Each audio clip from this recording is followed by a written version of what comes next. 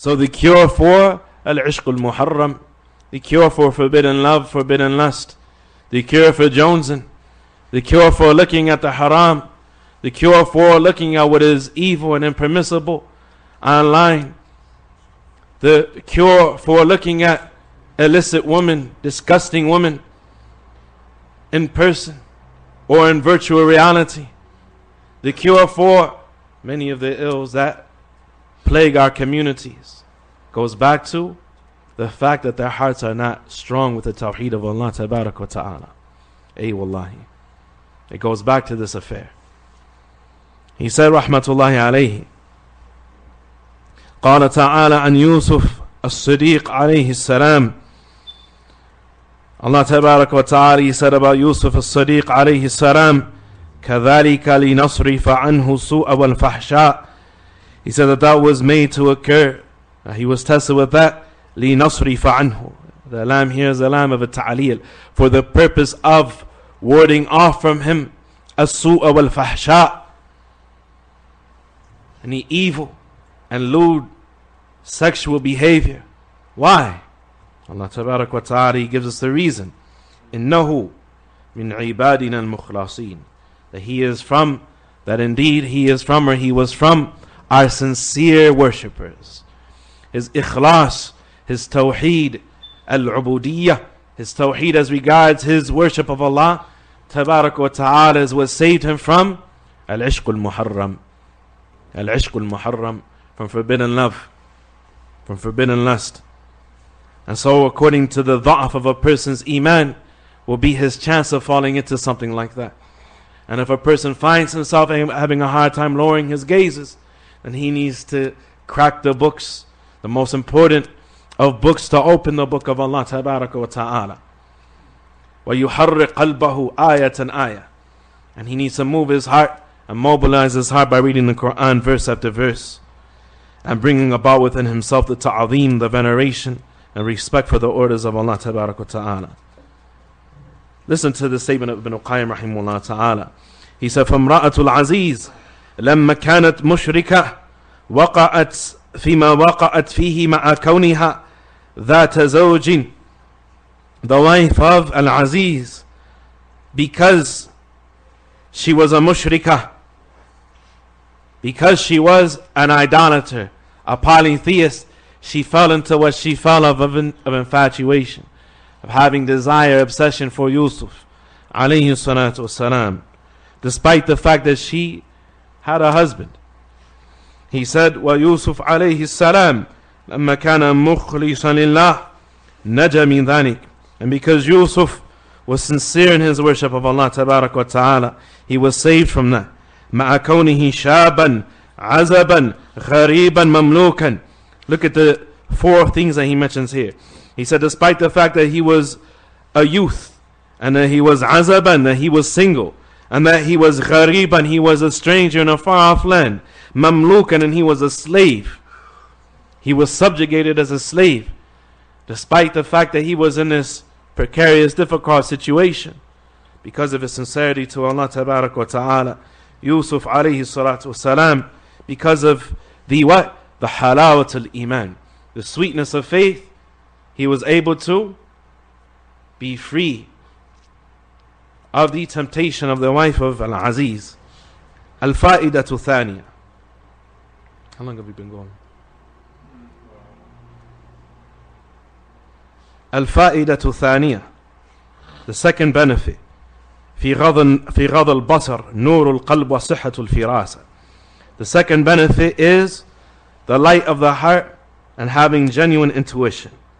قال أبو شجاع الكرماني رحمه الله تعالى. And actually the name of Abu Shuja' was Shah ibn Shuja'.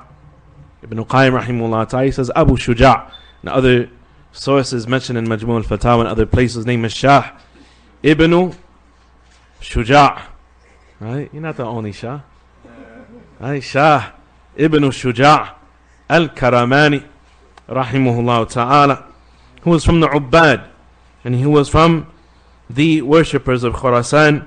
He said, من عمر ظاهره باتباع السنة وباطنه بدوام المراقبة وكف نفسه عن الشهوات وغض بصره عن المحارم واعتاد أكل الحلال لم تخطئ له فراسة. He said that whoever enlivens, brings their exterior to life by following the Sunnah on the outside, and brings their inside, their heart to life by constantly having the cognizance and the understanding that Allah is watching them, having muraqabah. وَكَفَّ نَفْسَهُ عَنِ الشَّهَوَاتِ, and withholds his nafs from ash-shahawat, from lust. وَغَضَ بَصَرُهُ عَنِ الْمَحَارِمِ, and he lowers his vision from the maharim, from that which is forbidden. وَعْتَادَ أَكْلَ الْحَلَالِ, and he habitually eats only that which he knows to be permissible. لَمْ تُخْطِئْ لَهُ فِرَاسَةٌ, then his firasa will never err, then his intuition will never err. Firasa is the ability to read people. Some of the Salaf, like Shurayh al-Qadi, some of the Salaf, and Ibn al-Qayyim has a lengthy section in his book, At-Turuq al-Hakamiyah. He talks about al-firasa, and the Imams of the Salaf, person after person from the Tabi'een and the Tabi'een, who could do things like, and he know how much change a person had in their pocket because of how their garment was sitting. Had that type of intuition. They were judges. They were made judges in their land. And this is something that is from the fruit of Iman, that it gives a person intuition to be able to see things as they really are and to see people for who they really are. The scholars, they have tremendous intuition in dealing with people.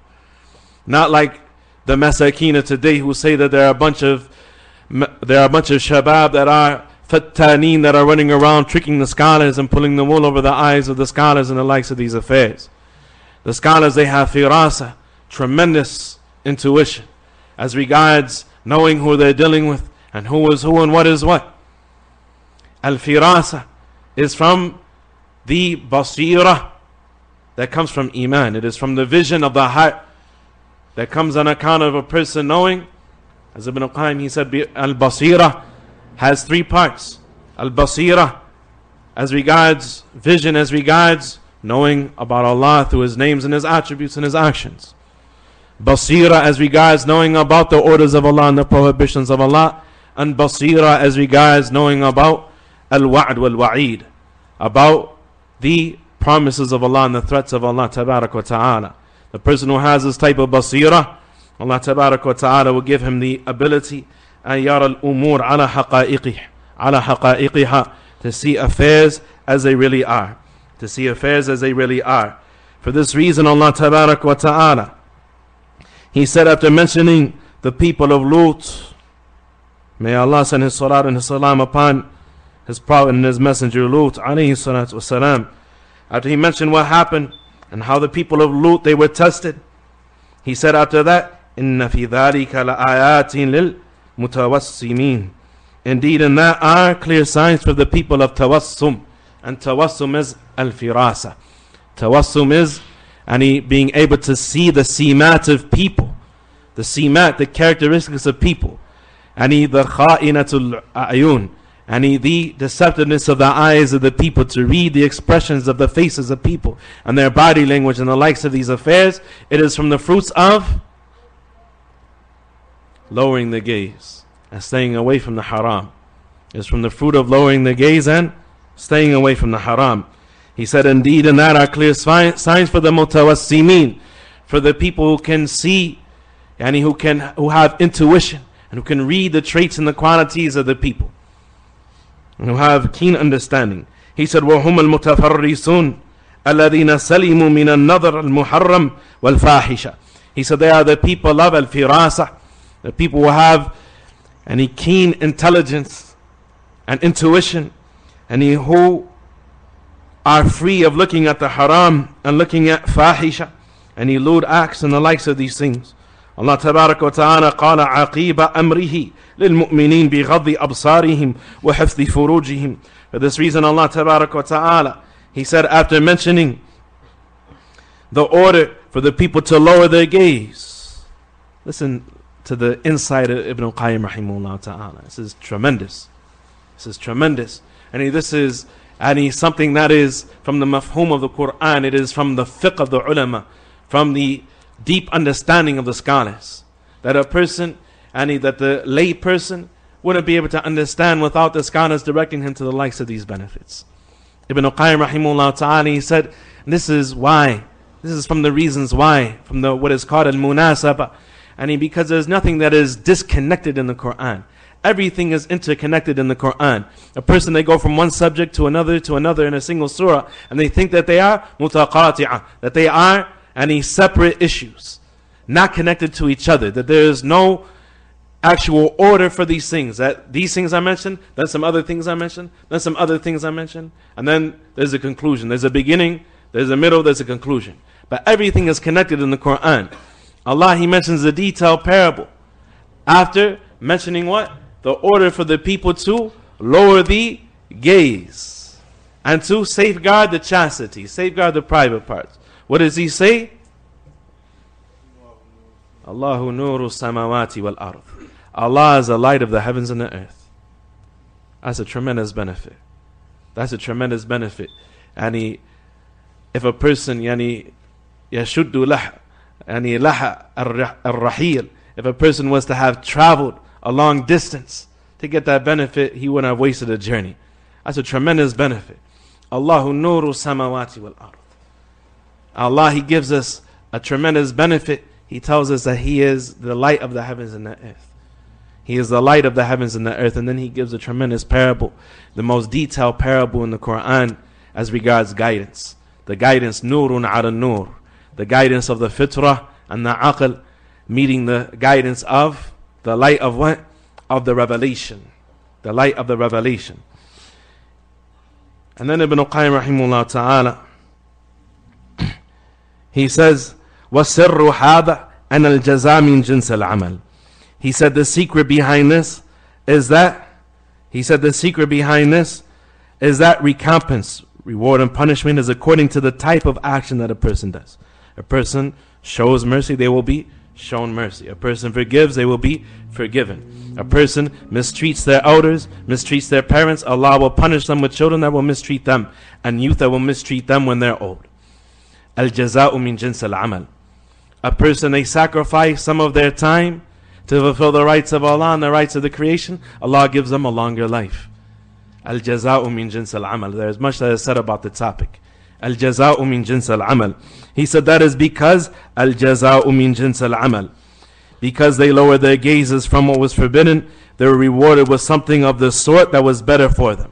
They lowered their basar, and they were given what? They were given vision of the heart. It would be better for a person to have vision of the heart while being blind in his eyes than have vision in his eyes while his heart was blind. Because they lowered their physical vision from what is haram, Allah, He gave them the nur of al-basira. He filled their heart with the light of vision. He filled their heart with the light of vision, that which is much better than it. فَكَمَا أَمْسَكَ نُورَ بَصَرِهِ عَنَ الْمُحَرَّمَاتِ أطلق الله نور بصيرته وقلبه فرأى به ما لم يره من أطلق بصره ولم يغضه عن محارم الله. And so he was able to see with his basira and with his heart, with his vision in his heart and with his heart. And he was a person who did not restrict his vision from looking at the haram is not able to see. وهذا أمر يحبه الإنسان من نفسه يحسه الإنسان من نفسه. This is something that a human being can observe and experience with their own self. And then he explains this. He said, فَإِنَّ الْقَلْبَ كَالْمِرْآةِ. For verily the heart is like a mirror. The heart is like a mirror. وَالْهَوَى كَالصَّدَعِ فِيهَا. And the hawa, the desires, the whims of a person in shubuhat and shahawat, they are like tarnish, like rust on the mirror. A person has a metal mirror or a glass mirror, and it's all dirty and covered with filth. It's covered with tarnish, it's covered with rust, so on and so forth, right? It's like the funhouse mirror is warped, right? He looks like he's 12 feet tall, or he looks like he's 2 feet tall, according to how the mirror is warped. And according to what he does to his heart, the ability to see with his heart becomes warped. It becomes tarnished, it becomes warped. Allahu Akbar. فإذا خلصت من الصدع انطبعت فيها صور الحقائق كما هي عليه. And once the heart is purged and purified and cleaned from the tarnish, then he will naturally have the ability to see things as they really are. وإذا صدعت لم ينطبع فيها صور المعلومات. And once it becomes tarnished and warped, he will not have the ability to naturally see things as they really are. فيكون علمه وكلامه من باب الخرس والظنون. To the point that what he knows even, and what he talks about, what he says, will be kharas and dhunun. And it will be fabrications and a guessing game. And the person, what he says, will not be based upon reality. He'll have some disconnected information, but because of his sins and disobedience, it will cause him to what? It will cause him to fall into dalala.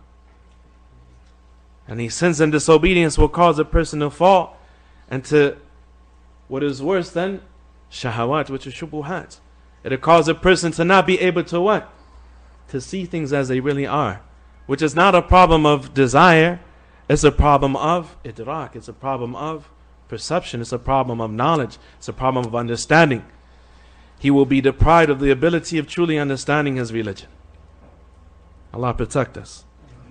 To the point that his knowledge and his speech will be from the bab of al-kharas wa dhunun.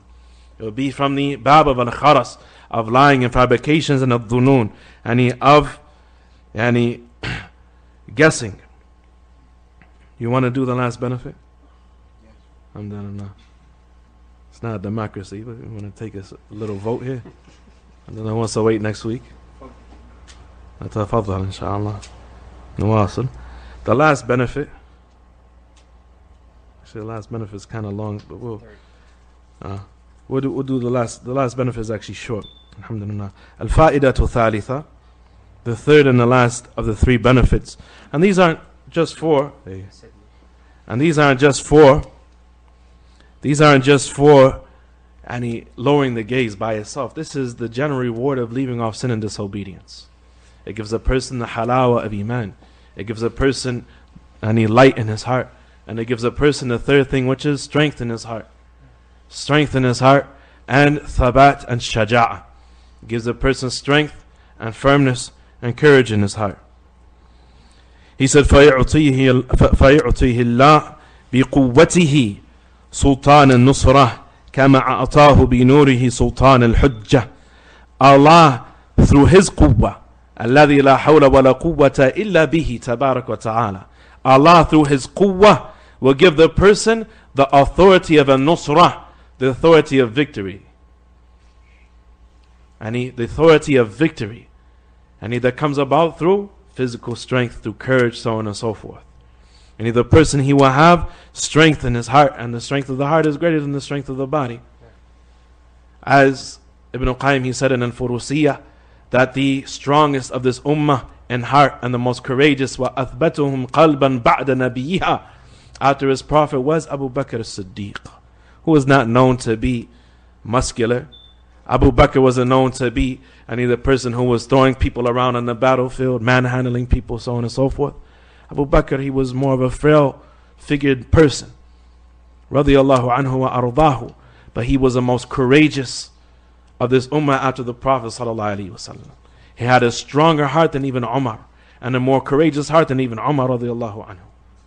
And this is contrary to the image that the Jamaatul Tabligh and the Sufis want to give for Abu Bakr as-Siddiq.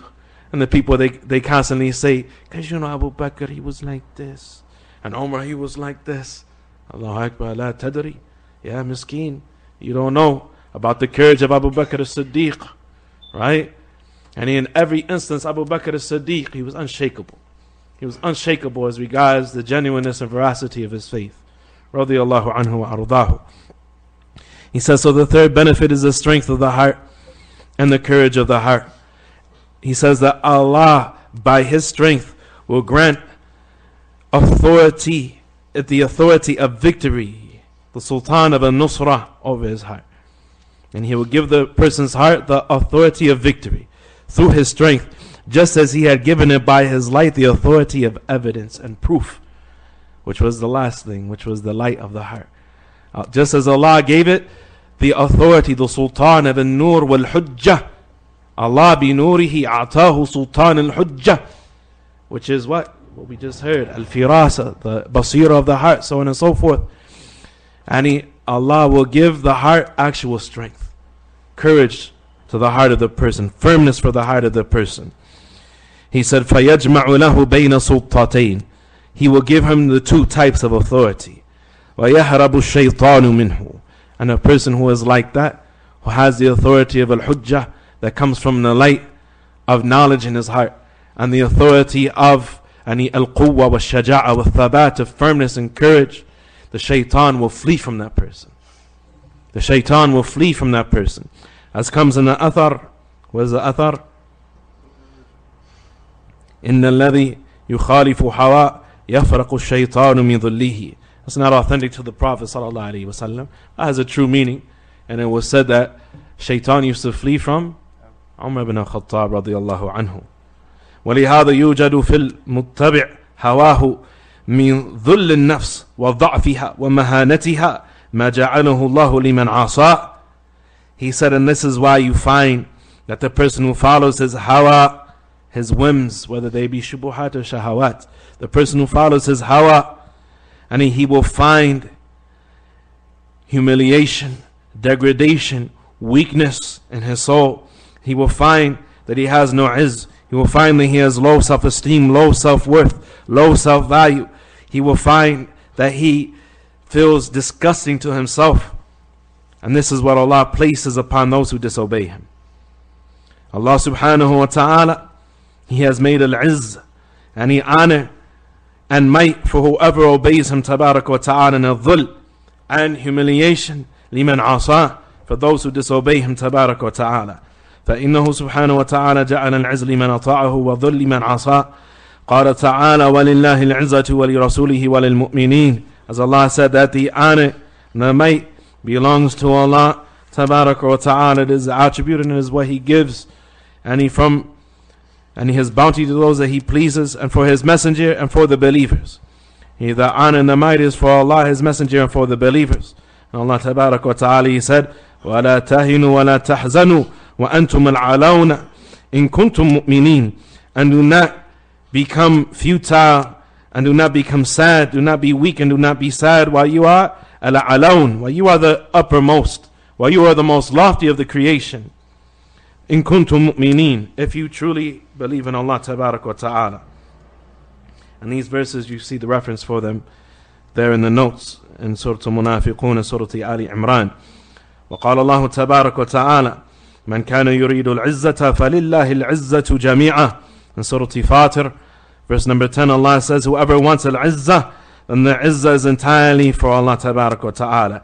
أي من كان يطلب العزة فليطلبها بطاعة الله. Whoever wants al-izzah, whoever wants might and honor and protection, because izzah has three meanings. One of them is al-sharaf, one of them is al-mana'ah, that a person is protected from evil. One of them is honor, and the other is quwwah, strength. Whoever wants izzah and all that entails of honor and protection and strength, فَلْيَطْلُبْهَا بِطَاعَةِ اللَّهِ, then let them pursue it by obeying Allah tabarak wa ta'ala. That's why Ibn Qayyim, he says later in his book, that the greatest soldiers in the army of Allah tabarak wa ta'ala is al-imanu wal-amalu salih. If a person wants to be victory over their enemies, if a person wants to be protected over invading armies, if a person wants to be protected from the likes of what the people were facing in his time of the Crusaders and the Mongols and these sorts of things. The Mongols were so barbaric. Many of the scholars in their time thought that they were the Ya'juj and the Ma'juj, having escaped from the wall that had been placed around them.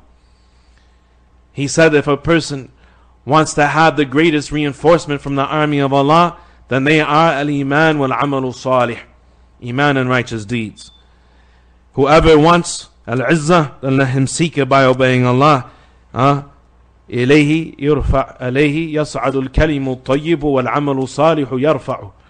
And to Allah ascend the most goodly of statements. And the correct statements that people say that are love to Allah are ascended to Allah, they rise to Allah. وَالْعَمَلُ صَالِحُ يَرْفَعُ.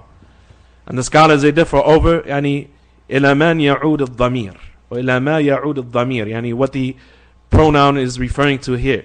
And righteous deeds يرفعu are raised by him or raised by it. Some of them, they say that what is meant by are raised by Allah. And the righteous deeds are raised by Allah to Allah tabarak wa ta'ala. And that's true. And the second meaning is also true. وَالْعَمَلُ صَالِحُ يَرْفَعُهُ.